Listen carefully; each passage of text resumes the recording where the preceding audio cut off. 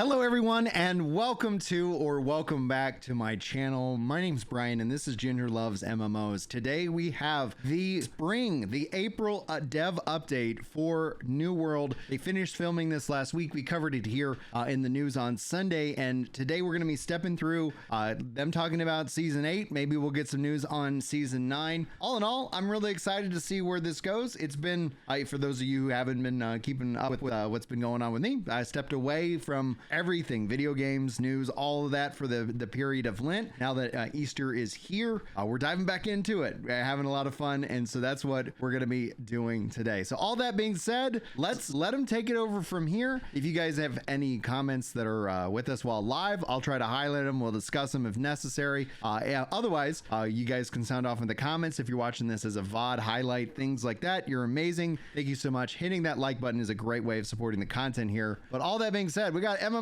Bean in chat says they cooked for this season. At least it seems like they've been cooking. I don't know what that means. I haven't seen anything. Like, I'm going into this purely blind, but I am excited because it's especially their mid-tier and their long-tier goals for this game, and I'm anticipating an expansion. I don't know if they're going to make that announcement today.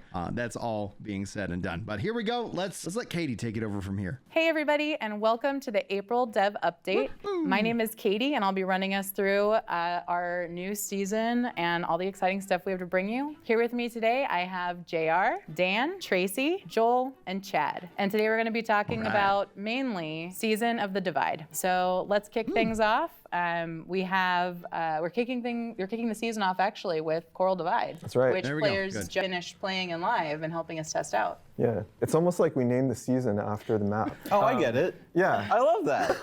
So yeah, so players have been playing Coral Divide. That we did a preview in February, and then we just finished up the preview in April. So yeah, starting in Season 8, the map's going to be fully out, fully released, and the plan is to run that map for a period of time before we start like a rotation with the old map. I wonder what the rotation is going to look like. Definitely look forward to that. Look forward to having full access to the map come Season 8. Yeah, that's great info. I know that players are looking forward to having that new OPR map being playable somewhat every day. consistent. So that's great. We also have at the start of the season one of our seasonal events, Springtide Bloom, and we have the return of other seasonal events. Joel, if you want to. Yeah, so Springtide Bloom is going to have upgraded patterns with higher gear score. Spriggan is also going to have upgraded loot, so it's going to be much more meaningful. There will be above gear score 700 loot for players to get to kind of feel like they can catch up and participate in some of our pinnacle endgame content in those. So we look forward to bringing that back out for some of the players. I don't believe console players have actually experienced Springtide either. Yeah, No, this is the return of those events for PC players, and the time that our console players will be experiencing these events. Give me cross progression, please. And then along those same lines, where we have these in-game world events, we have something new with this next season, which we're calling Expeditions Unleashed. Ooh. Chad. Yeah, so Expeditions Unleashed is a selection of expedition bosses that we've taken, leveled them up, scaled them up, and basically injected them into the open world. So lots of players can show up together, 10, 20, 30, however many more, and fight them in huge numbers. We adjusted their abilities to make them more appropriate for the open world and for lots of fighting lots of players. It should be a lot of fun. That's awesome. And then there's rewards associated with this, I'm assuming. So. Of course. Yep. So there is a 725 up-leveled item, one for each boss that you'll be able to get each time they show up. And then there's 710 items across the board of all of their existing loot that will also be leveled up. So there'll be some fun stuff that you can kind of get that's kind of from the past brought up to current state. That's awesome. Cool. And I know that this is something where players have been wanting this for a while. This is one of those things that they've talked about where they're like, we want to do things in the open world with our friends. We've seen some of these events that you have. We want more of that, but we want it to be different, and we want this to be an exciting thing for us to do, like kind of on a daily grind. And so this is definitely something that I think fulfills that and gives them a rotation of different bosses that they've seen in our expeditions, but these are not bosses in the open world before. This is great, so though. that's pretty cool. And then is this something, Tracy, is this something that is happening all season? Is this something that is just for a limited time? Like expect? These bosses are going to appear in the world for a week every month, and it'll be a different boss. So look forward to it. Cool. And this is just the season 8 thing? No, different boss this will be for all each seasons week. going Okay. forward. Oh, so that's part of the divide is Yeah. now we're having things divided from just being seasonal and now can be continued forever. I love that. And another interesting new event that we have coming to Aeternum is Faction. Tracy, that's something that you've been working on. Okay, Tell us about it. interesting. Yeah, absolutely. So we have a new event coming for the community. It's a fun little competition for players in faction. We wanted to motivate them to check out expeditions. So we have a new set of rewards for this event specific to expeditions. We'll give you guys more details Please give later. us a new edition Love too. new rewards. And it's a new season, and we haven't talked about the seasonal server. Some of that is because we are doing things a little bit different. So we talked about how Coral Divide and the events are going to kind of kick things off. With the Season of the Divide, we want to give the Coral Divide OPR map its time to shine in the sun. Makes sense. And the seasonal server will actually start later in the season. that But we do seems want to talk fine. about it. So Joel, what's going on with that? Absolutely. So seasonal servers are very much always going to be an experimental place for us to kind of try new ideas, flip New World on its head in certain ways. This one is ours on what a typical hardcore mode would be for other MMOs.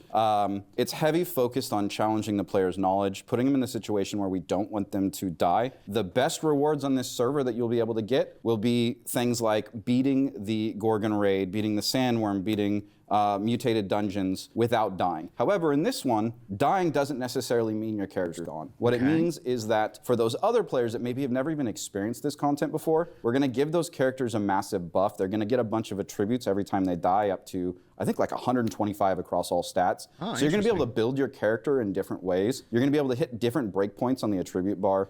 You're also going to be able to equip artifacts across the board in every slot. So 2 weapons, 5 armor pieces, 3 jewelry pieces, and then on top of that, and that's everybody, out. death or not. So the people that are unfallen that have never died will be able to try the raid that way. And then on top of that, there's a couple things like obviously. I know there's some fatigue with MSQ. We don't necessarily want people to go through that, so we've made more of a quest line that's a tutorial for the server. The goal being is that this server is more of like a weekend event. You and your friend should be able to take about 2 or 3 sessions and get to the end game in that time frame.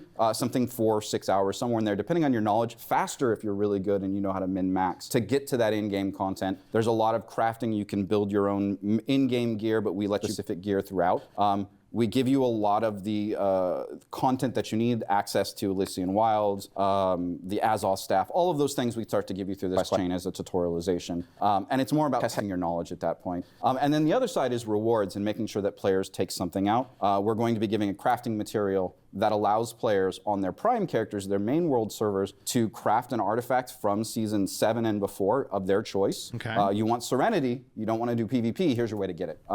So there's some really good stuff you'll be able to pull out, not just cosmetics, but actually things that you might seek, such as tier 3 trophies as well, to your prime character. And we'll have more information on that. Yeah, and you called out something like not only are we starting that seasonal server a little bit later in the season, we're also running it for a limited time because it is something where players will be able to go through the quest line, go through all of the different activities pretty quickly. You can take your time with it if you want, so we're not telling you have to do it in a weekend, but it's not going to take too much time, right? It's very much an event. It's very much a vacation. It's a place for you to dip your toes in and try something different, or potentially get someone else that's unfamiliar with the game in there with you and try it out. Yeah, and that hits on one of, I think, the concerns that some people had from the last seasonal server, which was the bifurcation of the players, right? So people were joining the seasonal server in this last season and staying on for quite some time. Yes. I mean, some people made that their main for the time being. And this gives them their time playing on the seasonal server and having a lot of fun, trying to stay unfallen. It's very much scheduled like the rest of the events, like PTR maps, or excuse me, not PTR maps, the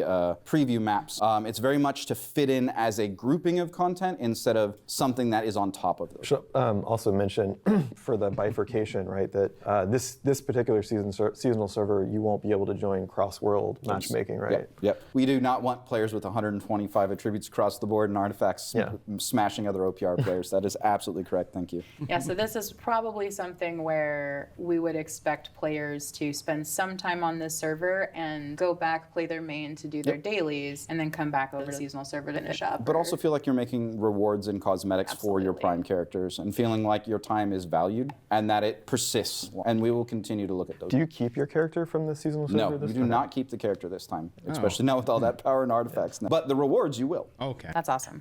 So next up, and we kind of hit on this a little bit where we were talking about preview weekends, we have more preview weekends. That's true. A lot more. We have a lot coming up. Yeah, and this is a great time to announce that the next, yeah, drum roll please, thank you. So yeah, I'm pleased to announce our next game mode is Capture the Flag. And Yes. That sounds awesome. Yes, we will be previewing this in not one but two previews. What? With two different maps. Yes. Two maps. Two maps. Yeah. Can you believe it? Yeah, we've been working hard on this, and we were having so much fun with like one map. We were like, so we actually, this is similar to how we did the last OPR map for Coral Divide. We started with a lot of gray box maps, right, and like kind of narrowed it down. And then we got two maps that we were feeling good about, and we're just like, let's see if we can do both, and we did. And I feel like internally we're all split because we all have a favorite, and there's nobody that's like, yeah, like I love both of them the same. There's always one that you're like, I kind of prefer this one because those two maps have very different like strategies associated with them. Yeah, for sure. Yeah, so the first one is it's a pretty simple map. It's like this 2-tier bridge, very straightforward. We feel like this is the best map to like introduce the game mode and get people used to it. So our version of CTF, two flags and then two teams, obviously. You take the flag, you have to return it, you have to defend your flag at the same time to score. And so there's, so it's part defense, part attack, and there's definitely coordination. It's a 10v10 mode, I should mention. Oh, okay. Which is our first game mode of that size, so that should be a different dynamic in itself. We also added two new gameplay mechanics to this mode. We have jump pads, My favorite. which are super cool. Our version, our flavor of jump pad is a little different than maybe what you've seen in some other games, because they actually let you control, which we felt like gives you more strategy. It also gives you more like agency in like when you use them, like because you can run over them without activating them, which is useful in our games. And you're constantly repositioning for combat. Sometimes we actually did test a version where they were automatic, and it didn't go so well. Like they were just automatically triggering. You'd like back into them. So yeah, we decided we liked the manual trigger better, and that's what we went with. Yeah, to go back to the other mechanic is power up. So we also added, we have like a health, a haste, and an attack power up. And they respawn on a timer and just add a little more tactic to the map and like, strategy. And yeah, so the second map it's a much wider map. We actually call it wide. That was like the code name for it. But yeah, it's very creative. We're super creative with our naming. Yeah, so like it has like this, straight shot to the other flag, but it's kind of out in the open. You're like super risky to just like run the flag back that way. But there's a lot more going on the sides of the map. So the intention is that there's more routes to kind of use to like weave in and out of the different like obstacles. It feels a bit things. more like Coral Divide with. Yeah, exactly. Yeah, absolutely. I think that it's going to be interesting when we see the outcome of how players use it on those weekends. But we have even more than just capture the flag, right? We do, yeah. So Makes sense. I mean, we also have another arena map.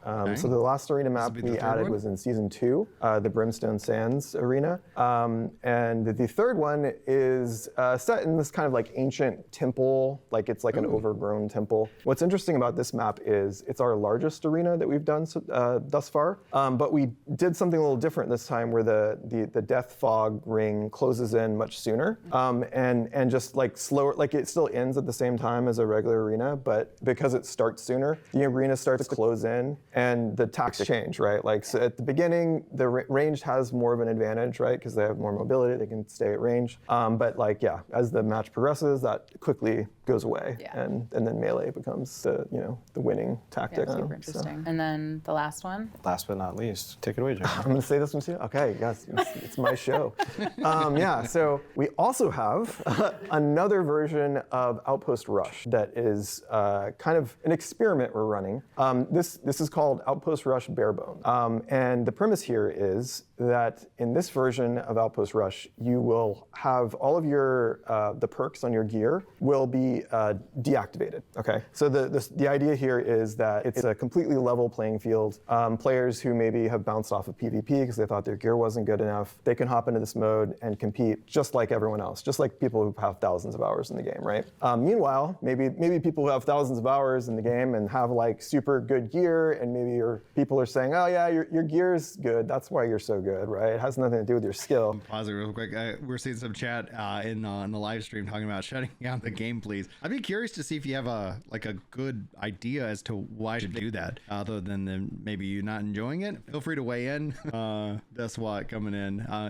That's one of the things about MMOs, man. Like it is a study of tribalism for sure. They can jump in here and kind of prove like, no, say like I'm not good. Like it's not just my gear. So all of this is to give folks the opportunity to play Outpost Rush who have been concerned that their gear is a limiting factor. And then the other side of that coin is that you can prove that your gear is not the only reason why you're so exactly. Need some more PvE, yeah, and we're actually baby. going to run, with that preview, we're going to run it in parallel with regular Outpost Rush because we kind of want to see what people think, and see if this is resonating with people. So that's why I said it's kind of an experiment. Yeah, well, and along with that, to make this change possible, there's been some work done on the activity screen so that we can more easily do mode variants like this, right? Yeah, that's true. Definitely a big concern on the modes team is that as we add more modes, more maps, we'll actually we talked about bifurcating the audience. That's definitely a concern with modes, right? So we're trying to control that by, for one thing, doing these previews. Like we wouldn't have everything active at the same time, right? Like CTF would occupy the same slot as bare bones mode. So we would basically be rotating modes in and out. And over time, what we might find is as we introduce new modes, if a new mode really takes off, it's super popular like CTF, that might actually get like a permanent slot, and then maybe a less popular mode might move to the rotation. But we're going to be kind of like measuring the queue lengths and just like the engagement we'll see how that plays for out. the different modes to kind of make those decisions. Absolutely. The engagement, we have in-game metrics, and then as players, we'll have more information on all of this and specific dates and the timelines as we get closer to them. But as with everything, please join the Discord. There will be specific channels set up specifically for feedback on these different preview weekends, and so we love to hear from you. Get your feedback on each different preview that we have, and then obviously in game you can always do the submit feedback feature. We do get that as well to call out whichever map it is that you did that you want to give us the feedback on. So we really appreciate that, and we're going to be looking very closely at what players are doing and what they're. So that's enough of JR. Okay, I'm done. enough of that. So let's totally switch here and talk about something that is another thing that players have been talking about for quite some time, and that's Barbershop. Okay. Yeah, that's me. So we are going to allow you to purchase a Barbershop token in the in-game store with Marks of Fortune, and you will be able to customize your character. There's characters on PC that have been around a long time that don't necessarily get the chance to use some of the new customization we added in Aeternum. This is a great time to update your characters, change your look. Maybe you really wanted that new hairstyle. Now's your chance. And that will be available in Season 8, right at the beginning. Yeah, and some of us want to take the characters that we created on our consoles, and we still want to update those and know they're new, because that's part of our playstyle, is updating once we get a new skin. We're They should give away at least a this free hair one color's to not really working anymore. the existing players. So super excited for that that would've coming been out. The next one that we have is new artifacts. So I gave you a slight break in talking, JR. Very minimal, but it is your turn again. Yes. We have quite a few coming out with the so divide. yeah, we have seven new artifacts coming, and I can't list them all off the top of my head, but there was one in particular that seemed pretty cool to me. It's this new blunderbuss called Chaos, and it does these explosive rounds that knock back people. So actually, it would probably be pretty useful in CTF, I imagine. So yeah.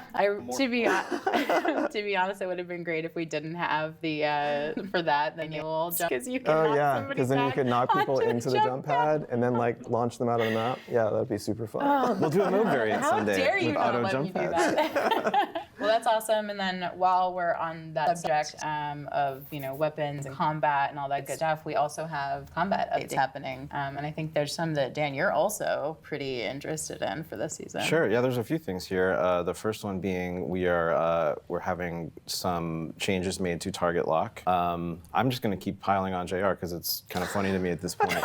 JR, Yeah. we've done a couple things to target lock. Yeah. What were they again? Well, first I want to talk about the reasoning. training. So like for making target lock adjustments. Okay, so our game is very skill-based, right? Like combat is kind of the core of the game, and that being heavily skill-based, right? So when we made the move to console, we added target lock primarily as a feature to help controller players compete against mouse and keyboard players, right? To effectively for the aim assist, right? But we also have an aim assist in addition to that, right? An aim assist is for manual aiming primarily, right? To help guide the missiles, guide your projectiles, help you get hits, to account for the lack of accuracy. So when these two things are combined, it turns out that they're very powerful. And yeah, it turns out. We wanted to err on the side of making sure that controller wouldn't be a barrier. Yeah, exactly. Yeah, so what we've done in Season 8 is we've reduced the power of aim assist inside of target lock, because you have target lock's helping you aim, but it's not gonna be like 100% you're gonna hit everything, right? Especially for moving targets. It's still gonna be useful in certain situations when your target's stationary, which is not often in PvP, but still in PvE it's gonna be pretty much as useful as it was before. But in PvP specifically, you're gonna find that when your target's moving, you're not gonna lead the target as much if you're using target lock. But we also kind of adjusted aim assist to account for this. So controller players will learn quickly, I think, to stop relying as much on target lock for ranged combat, and they will selectively unlock and then just try to manually aim. And they'll find that they're more successful at that than they were in previous seasons. How that plays out. We've also made some changes to kind of add some more counterplay to target lock, and this applies to melee and ranged. In the current iteration of target lock, it's very sticky, and there's no real way to break someone's lock. You can try to outplay them, but they will just basically keep their lock even if you dodge through them. But so that's something we actually changed. Is now it will break your lock if basically your target moves too far behind your camera, it will just break the lock. And that also fixes an issue we had with abilities like burnout that have a lot of traversal to them. Yep. It no longer tries to spin around and go back to them, so it'll break the lock. So it's actually beneficial in many ways, and also kind of adds more counterplay. You can actually kind of try to outsmart people that are target locked onto you. And then lastly, we also added now when you go into aim down sights, it just automatically breaks target lock. That was something that we kept in there initially because we didn't want to disrupt the melee flow, which has some ADS abilities. But it turns out that we could do it with just a ranged weapon, so that's kind of what we did. So now musket and bow, blunderbuss, they'll just immediately break target lock as soon as you go into ADS, which feels good. And we didn't go too far into just removing it entirely, because we want to see incrementally how well this improves combat and how well this balances things as we go, because it is a very delicate balance. Yeah, for sure, and it is still a useful tool. Having the way I see target lock is it's just another tool in your tool belt. It shouldn't be the only tool though, and I think that's where we kind of went too hard on it. It was too good. Yeah, our goal was always to make it be primarily a tool for melee, and it should be something like everybody kind of figured out what we wanted to do. If you wanted to lead a target, you should not use target lock. So we're zeroing in on where that needs to be, right? Right. Yeah, we could have a whole episode on target lock, but I think we covered it pretty well in this one. We're also going to have more weapon balance updates. That's coming in. I know that you've been listening to some of the players. We've been doing our own tests, so there's some of those changes going in. And then, are we making any changes? Tent? It's funny you mentioned that. I should talk about tents now, right? That was a very natural segue. Yeah. I just sometimes like to talk about tents. Just tents in general. Guys. Can someone talk about that? Yes. This was something that actually, I guess we had been talking about this for years, and we finally just went ahead and did it. This is it makes a big difference in influence races, but basically, now if you're PvP flagged and you place a tent, it is now destructible, and enemy factions can destroy that tent. Your same faction can bind to that tent as well. So we wanted to make more counterplay to the the placement of spawn points in specifically for influence rays. That's where it's really going to make a big impact, right? So now, like if you're fighting over a tower and they just like the other team just keeps respawning, you might be, they keep coming from that direction. I'm going to go search over there. And there's still some like strategy in like trying to like hide them. You can hide them in like bushes and things. But yeah, like you'll be able to now stop them from respawning there and make them have to go back to the nearest shrine instead. So yeah, tense. Yeah, I think it's going to be That's a good change. like it's not a huge difference, but I think that it adds to a slight like again incremental like change to the way that players have been playing. That they gotta now create a little side strategy to address that somebody can take down their 10. So I don't know. I think it's going to be interesting. This foundation is being more aggressive on the respawn cooldown for shrines, which will probably be the next thing that we'll see. Yeah. Yes. And there was another thing too, right? Is it me? It is you. This is another one that players have been talking about for a little bit, and that is an arena ready up and spectator camp. Yeah, so for Ready Up, like we know, especially for arenas. So arenas, it's a fast mode. Often you're not changing your loadout. You just want to get in and go. So now there's a Ready Up feature. For arenas, it's everyone that has to opt in. So because it's only 3v3, if one person isn't ready, it makes a big difference. But we also added it to OPR. In OPR, it's like 25 people have to be ready for it to go. Interesting. And these numbers are tweakable, so we definitely are interested in how that goes and how that feels. But yeah, you'll be able to skip right to skip the whole pre-match phase. Enough people opt in. Yeah, which we had tried in a public test realm a couple years ago. We had tried reducing the ready up time, and the reason why we didn't make it just encode a shorter time and why this change makes way more sense is because players were split. Some people really used that time to hop into Discord, make plans with people, figure that out. They needed that time, and so they felt pretty strongly that we across the board. So this is a really great compromise for the players that just want to get in and play and go, who already know what their strategy is going to be, or they're going in and there's no strategy involved, that they can just hop in and play. Compromise people that do actually. Yeah, and hopefully they're not in the same match, and because then Ready Up would never happen. But they will be. It's a good call out though. That like there will be times that this happens. There will be times that Ready Up doesn't happen, and you might be sad if you're on the Ready Up side. Yeah. But you can just hit the button over and over again. Yeah, because that works. That always works. That makes it go faster. Yeah.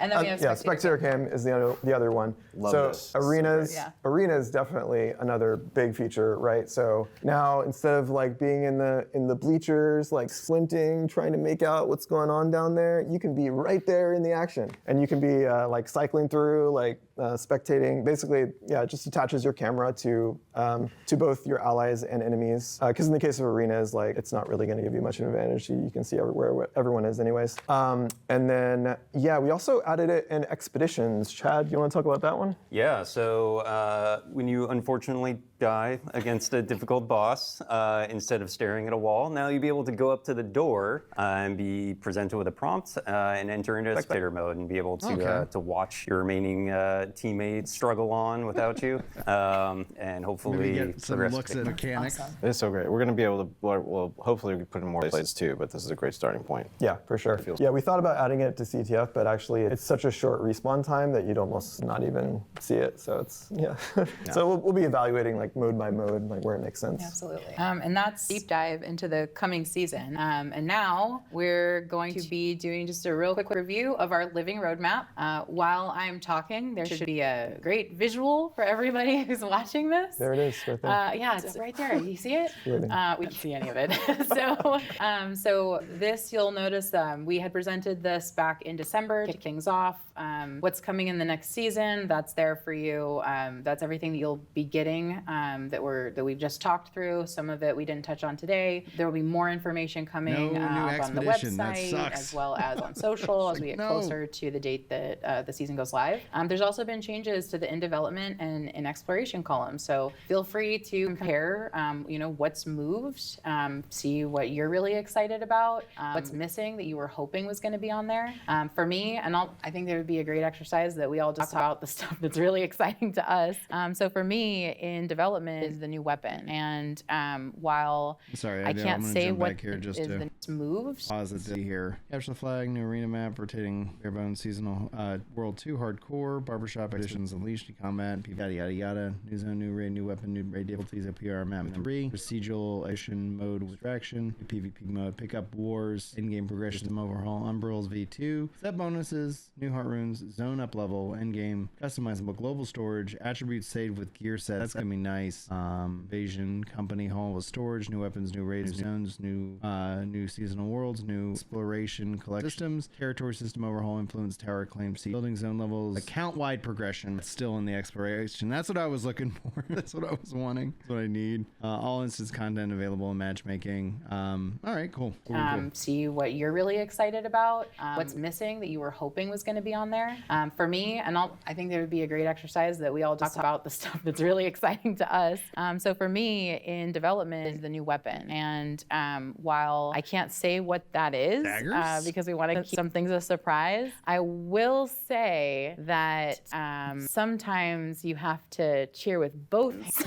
Dual wielding daggers. Let's go. I was so curious what you were going to say. Anyway, I'm very excited about that. I'm super stoked for what the team's been working on. It's very exciting, and we've been playing around with that. Dan, So the on new weapon confirmed pom-poms. Yay! Yay. Hey. Boo.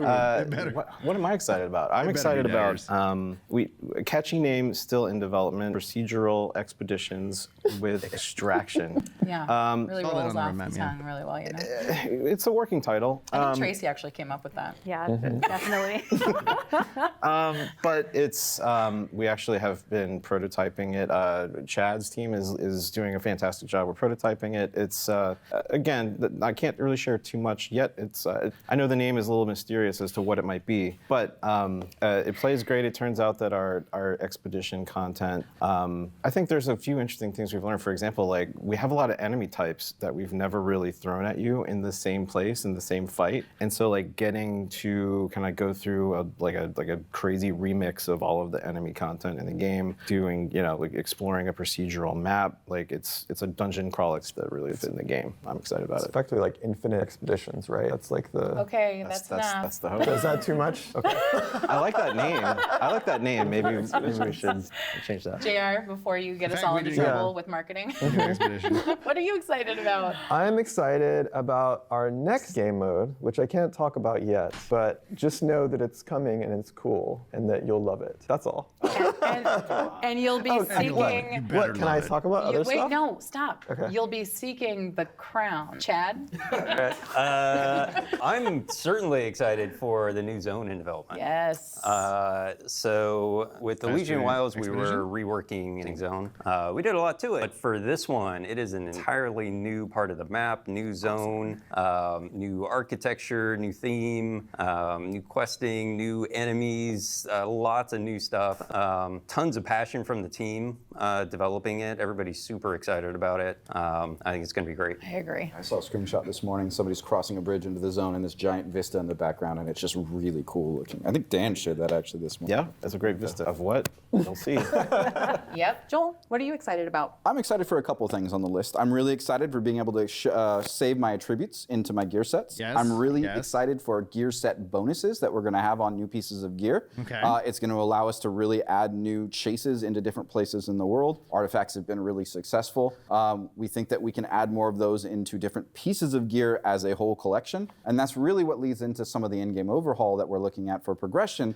We want to make our chases across the board more meaningful and give you more ways to collect things across the board. So I'm excited to see what our team can do with those updates coupled together. I think there'll be some fun stuff there. Yeah, that overhaul is really going to like kind of expand what we call in-game content, right? Because there's reasons to replay all this stuff, like get more horizontal progression, because that's what artifacts really are, right? Because they're not. It's not just getting stronger. It's like, oh, this is like a new gameplay feature that I can add to my build that now I can build something around that, right? And with the improvement of gear sets, it's also going to be able to allow us to have more of that customization and on the demand by having our attributes saved across the board. Yeah. And it gives you more flexibility much faster. And I think that's going to be really fun. It's all about setting up builds at that Absolutely. point, which is going to be All right, nice. Tracy, last but not least. All right. What are you looking forward to? I'm going to break the mold here. Everyone's talking about combat, PvP, PvE. I'm going to talk about crafting. I'm excited about global storage.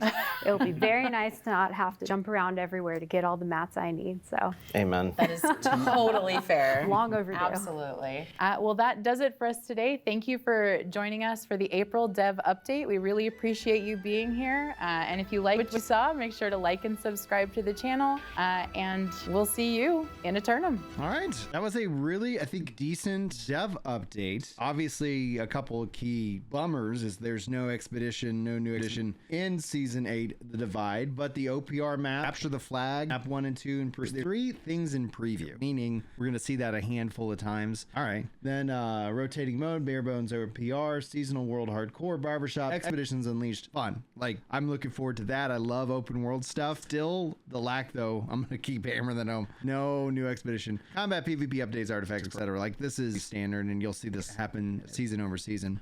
In development, new zone, new raid. Like, in my mind, this would be stuff that would be more for like an expansion level. At least that's just how I would structure that. So it's interesting that it's already in the exploration phase, in the development phase, and then here in the exploration phase, this is for further out. But you can kind of see here a couple of repeated stuff, new weapons, new raids, new zones, like all that makes sense. But I would say this is probably them working on an expansion for the fall. We'll see if I'm right or I'm wrong. I feel like it's going to be pretty accurate towards the structure and what they're trying to accomplish. Now the question will end up being is that do they do yearly expansions or every other year with a free big update? You know, we know that they're going to be hitting those up in the fall. Customizable HUD sounds interesting. The zone up level sounds interesting. Global storage, I think, is attributes that this is just going to be like quality of life, time saving for sure. So all in all, like positive. I want some more expeditions. They do such a good job on the expeditions, you know. And then Yemron saying the update regarded well by most. This feels like, you know, it's getting into that cycle. I think the summer is going to be in, you know, season 9. It's going to also be another interesting one. The account wide progression, I think, is going to end up saving me countless amounts of time and effort in the long run. But yeah, all in all, this feels like a real decent update. And on the website, I think they have pull it up here real quick. New World come. You got the Season The Divide announcement. Kind of breaks down the things that we just kind of covered as a part of the roadmap in and of itself. That's a cool looking. That looks cool. I'm not gonna lie. But yeah, and then I guess the only thing that I really wish that they would have done, hands down, would have been giving everybody a barbershop token who's a veteran player, just as here's a barbershop token. It would cost them nothing. I think it would get them a lot of really goodwill. And that's what I'm going to say on that. See, Yamron has sent me a DM, so I'm going to have to, you DM me the like ratio in Discord. Let's see if I can pull that up without showing my DMs. Yeah, or else showing some of them. Sorry about that. All right, what do we got? What do we got for the dislike ratio? Dev update, like ratio. It's taking a little bit to load. And then this is antithetic. Oh, not too shabby. 196.42. So there we go. All right. Unfortunately, as everybody here is very well aware, this don't pay the bill. I get back to work. I'll see if I can't put some thoughts down in a video format or a live reaction kind of highlight reel of everything we kind of just talked about. If you guys are interested in being part of the community, check out the Discord link, top link in the description. We'll get you. Let's go. These kids won't pay for themselves. Yeah, get involved, and we'll be hanging out talking about games and so much more. So much stuff today. Like today of all days, you got the Oblivion remake. They call it a remaster. It really feels more like it's a remake from the name. I've got that installing. You got Expedition 33 later this week. Next week, you got the No Rest for the Wicked big update, the Breach update, and then you have Season 8. So, all right, guys, I need to figure out a way to get more time back in my day. But on that note, guys, love you. Thank you so much for hanging out, and hopefully I'll see you guys in the next thing. But until then, take care.